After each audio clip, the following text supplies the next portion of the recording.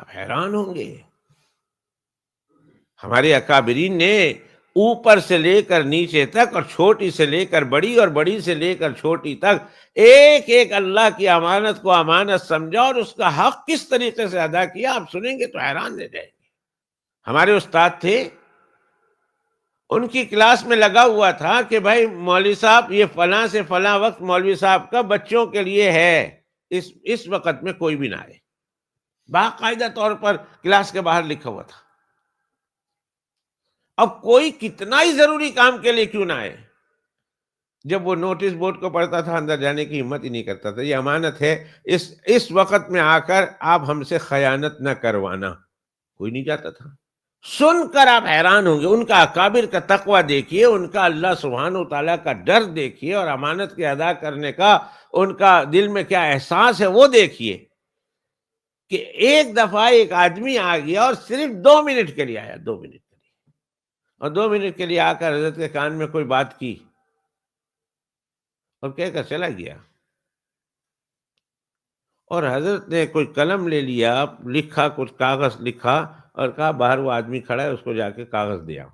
جب مہینہ ختم ہوا اور پیسہ دینے کے لیے آیا خزانچی صاحب، حضرت نے بٹھا لیا، بیٹھ جاؤ، اور اس سے کہا بتاؤ میں ادھر جو بیٹھتا ہوں ایک دن کا میری آمدنی کیا ہے، ادھر بیٹھنے کا میرے کیا بنتا ہے؟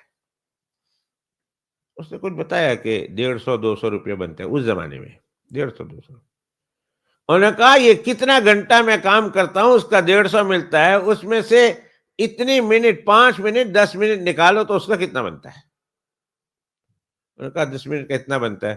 انہوں نے کہا میرے پیسے میں سے اتنا کاٹ لو، اس لیے کہ اس مہینے میں میں نے 10 منٹ یہاں بیٹھ کر میں نے اپنا کام کیا ہے، مدرسے کا کام نہیں کیا ہے، لہٰذا اگر میں یہ پیسے لے جاؤں گا میرے لیے کھانا حرام ہے، اور قیامت کے دن اللہ سبحانہ و تعالیٰ کے یہاں سے میں خائن شمار ہوں گا، اس لیے اتنے پیسے لے جاؤ، مدرسے میں دوبارہ داخل کر دو۔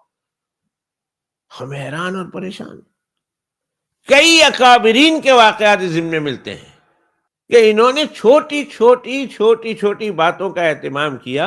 اللہ کے پیغمبر علیہ السلام فرماتے وَلْيُؤَدِّ أَمَانَتَهُ إِذَا تُؤْمِنَ، جب تمہیں امین مقرر کیا جائے تو تم اس امانت کا حق ادا کرو، اس میں خیانت مت کرو۔